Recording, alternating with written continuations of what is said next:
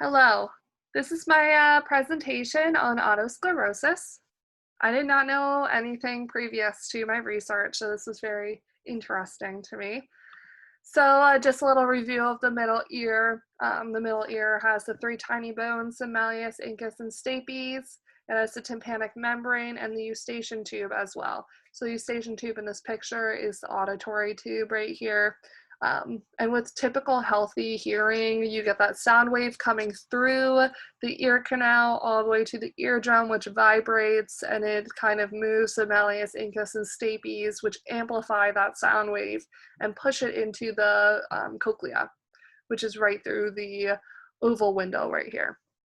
So really what happens when that system and that healthy hearing travel gets impacted is really what we're going to be looking at. So, fun fact, smallest bone in the body is the stapes. So fun. Okay, so otosclerosis, auto meaning ear, sclerosis meaning abnormal hardening of body tissue. When we add these together, we get abnormally bone remodeling of the ear. But what is bone remodeling? We'll get into that. Otosclerosis is also known as otospongiosis or optic capsule disease.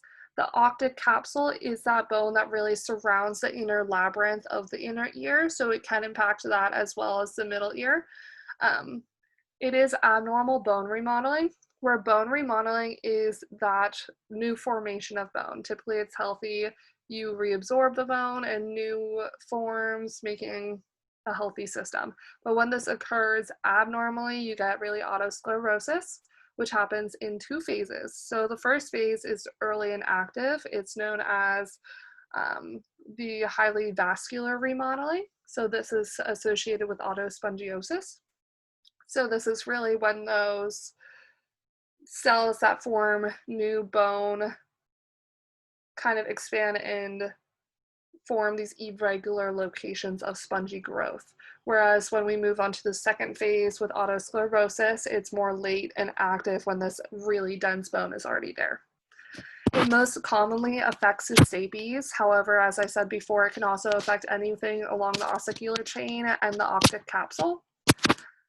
So when this occurs, it really prevents that sound wave from moving through the pathway into the inner ear. So it really goes from the middle ear to the inner ear. There are two main types. These types are known as clinical because they show symptoms.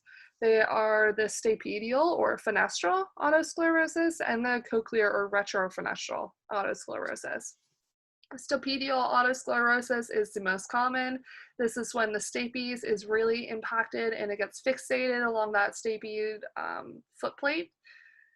This is when lamella, or that spongy growth of bone, really forms around the foot plate and the oval window, increasing the impedance of the overall ossicular chain and creating this progressive hearing loss, most commonly conductive hearing loss along with other symptoms. When we move on to cochlear otosclerosis, this is when the lamella really grows from the stapes and into the cochlear space with the optic capsule and impacting that cochlear endostem. And the cochlear endostem is what really creates that healthy bone growth. So when that's impacted, it becomes abnormal. This is the demineralization of the cochlea and can create a conductive loss plus a sensory neural loss, which is also known as a mixed hearing loss, or it can just have a sensory neural hearing loss depending on whether the cochlear otosclerosis occurs with the stapedial otosclerosis, which is very common. So this one is more difficult to diagnose just due to the location of the progressive disease. So there is a third type of otosclerosis. It is non-clinical based on the fact that it does not show any symptoms. It is called histological otosclerosis. So this is really when an individual goes throughout a life with no symptoms and then an autopsy is done. And a post-mortem analysis of the temporal bone is done, and they see that there was in fact otosclerosis occurring. Okay.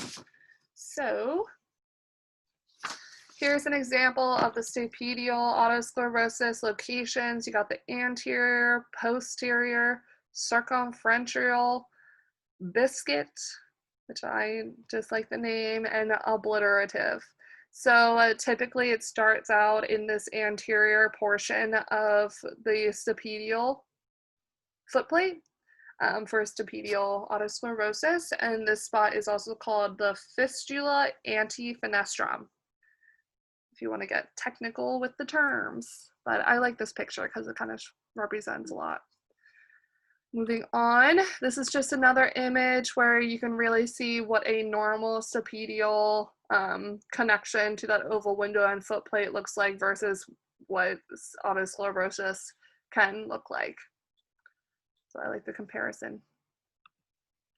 Etiology, so ultimately it is unclear of what causes autosclerosis. However, there has been many links to different genetic and environmental factors. So most oftenly, a lot of studies show that it is hereditary, so it moves down from family to family. And if your one parent or both parents has it, it increases your risk of getting autosclerosis. It's linked to viruses, especially the measles virus, hormonal factors during pregnancy, puberty, even during menopause, or if an individual is receiving treatment with estrogen, it is known to increase your risk.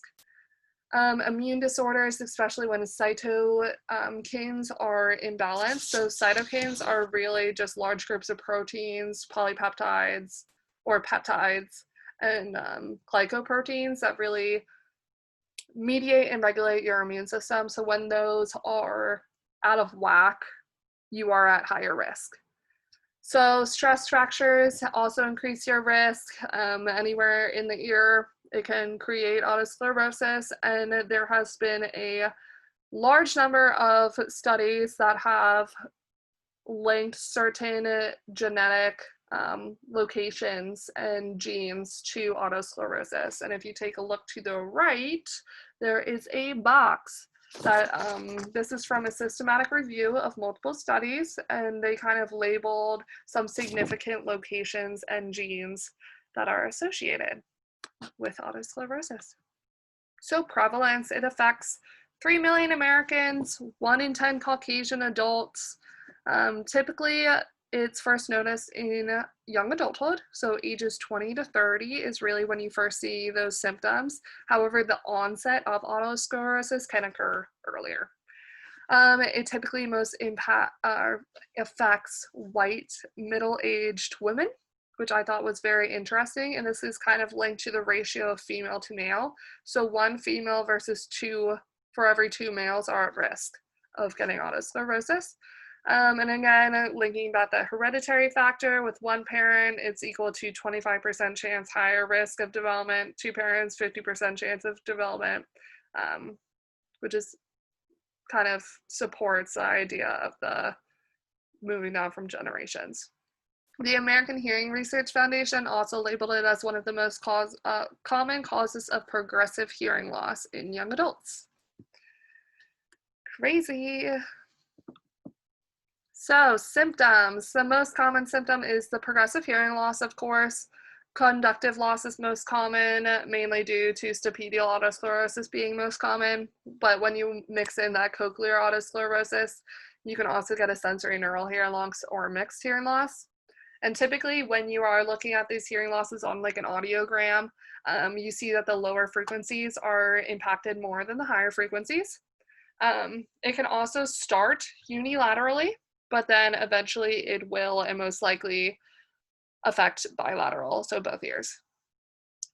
Complaints of inability to hear a whisper from the patients is very common.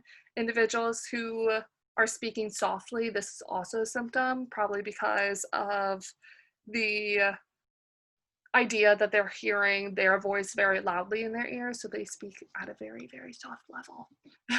But then we move on, and some individuals say that they can hear better in noisy environments, which is also called paracusis Willisi. Probably butchered that, but this might be due to the fact that the people that they're talking to within these noisy environments are talking at a higher level along with a higher pitch, which is common.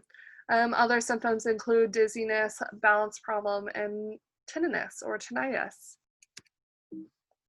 Moving on, so diagnostics.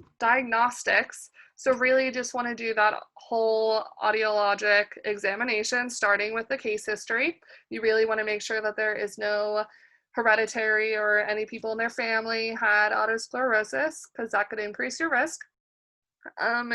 In addition, you want to see otoscopy, pure tone audiometry, tympanometry, tuning fork tests, acoustic reflex thresholds, audioacoustic emissions, and even imaging screening, which I thought was really interesting.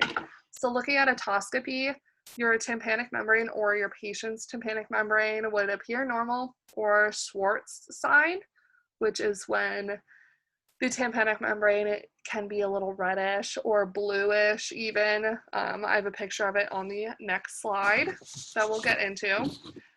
With pure tone audiometry, air conduction, you usually see that loss in the lower frequencies more than the higher frequencies, along with all of the types of hearing loss. Bone conduction can either be typically normal, or it can show this thing called a Carhart notch, which is when the bone conduction notches down at the 2000 hertz level. So this is one of the most recognizable audiological features of otosclerosis.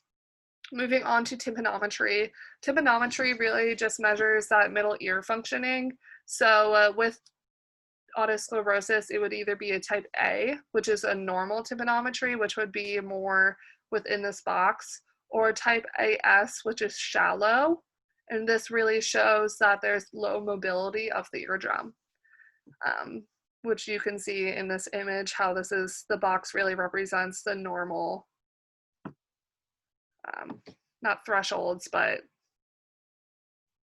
I forget the word that I'm looking for, but the normal of what type A would result in, whereas this is type AS. For tuning fork tests, there is the Weber test and the Rhine test. The Weber test is when you put a tuning fork along the midline and have it in vibration, and you ask the patient which side they hear the sound on better. And if they say that they hear the sound louder in their poorer ear, it's a sign of conductive loss, whereas if they see they hear it louder in their better ear, it's a sign of sensory neural hearing loss. So with otosclerosis, they hear it in their worse ear. With a Rhine test, the Rhine test is shown as negative. So with Rhine test, it's really the air bone conduction sensitivity, where the tuning fork is set into vibration, it's placed on the mastoid process, and then placed outside of the ear. And you ask the patient where they hear the sound louder. If the patient says that they hear it louder on their mastoid process, this would result in a negative, which means that it is a sign of a conductive loss, whereas outside of the ear is more of a sensory neural or normal hearing. Moving on to acoustic reflex thresholds. Acoustic reflex thresholds, I believe, test the stapedial reflex. So this can be done with an ipsilateral test or a contralateral test. With the ipsilateral test, the probe and the stimulus is placed into one ear. And if the patient has otosclerosis and really more of a conductive loss, these would result in an absent ipsilaterally test. Whereas if it was done contralaterally with the probe in one ear and the stimulus in the other ear, and then you test that, it would result in an absent or elevated test results. So that was interesting. Moving on to audioacoustic emissions, this really just records sounds that the ear produces itself. But typically with an individual who has a middle ear dysfunction, the results are not going to be able to be detected. So with otosclerosis, it's typically not being able to be detected. Moving on to image screening, I thought this was really interesting because you can do a CT scan of the temporal bone or have like an MRI done, and you can really see more full visual of that inner and middle ear space, which can show characteristics of otosclerosis. And with a CT scan, a defining characteristic would be this double ring, hypodense double ring. And this really detects active otosclerosis. So this is otoscopy. On the left, here's a normal tympanic membrane, and on the right is the Schwartz sign. So this is, you see like bluish and reddish, so abnormal. It doesn't look very healthy. So that's a sign of otosclerosis. Here's an example audiogram. I just wanted to show this because you can really see that Carhart notch at that 2000 hertz level. So it goes 5 dB, 10 dB, 15, and then jumps right back up to 5, which is that notch. And this is a conductive loss, and if this patient was showing other symptoms, it would be a stapedial autosclerosis.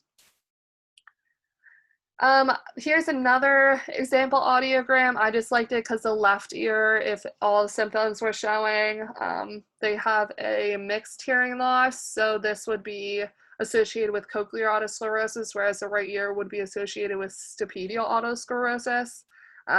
And this just kind of shows that it does affect bilateral hearing and bilateral ears, and you can have different diagnostics in the ears. So here's an example case study that I liked. It's a 34-year-old man. He presents with bilateral progressive hearing loss and tinnitus for a duration of 3 years. His otoscopy shows normal, tympanometry is normal. Audiometric examinations show bilateral moderate conductive hearing loss. So everything was pretty normal, kind of just looked like hearing loss until they did the CT imaging, which showed demineralization of that optic capsule surrounding the cochlear lumen. So in this left picture, you can kind of see this like hollow effect, right, where this white arrow is pointing, which I like to think is like the double arrow situation or double circle situation. And then this right picture is of a normal CT scan, so just for comparison of what they may look like. So I thought that was pretty interesting. Moving on to treatment. So there's no effective drugs that really work as treatment for autosclerosis. However, if you have a mild form, you can get hearing aids, which just really amplify that sound. However, it is a progressive loss, so the treatment that is most typically used for especially stapedial autosclerosis is surgery. So this is stapedimetry and stapedectomy. Stapedimetry only removes part of the stapes, whereas stapedectomy removes the entire stapes along with that foot plate. For cochlear autosclerosis, you get more of a treatment involving cochlear implants. However, some individuals may decide not to, and that is their choice. So moving on, stapediodoctomy is really, I just wanted to show the difference between the two surgeries. So stapediodoctomy is when they only take a portion, so they really don't take out that foot plate of the stapes. So it's a small incision in the ear canal, and then they remove the stapes, make a small opening in the foot plate, and put that little piston in there that acts as your stapes. So this results in an 85% hearing improvements, 5% no hearing improvements, and 5% worsen hearing improvements. And then when we move over to the stapedectomy, this is when they remove the entire stapes along with that foot plate. So then this is when they fold the eardrum forward, disconnect the stapes, open the oval window, and clip in that prosthesis that acts as that stapes. This results in an improved of 90% hearing. Woo, so cool. Along with this improvement of hearing or non-improvement of hearing, it does result typically in the reduction or disappearance of tinnitus and of balance, vertigo issues. So that's awesome. And here are my references. Great, so thank you, and I look forward to your questions. Awesome.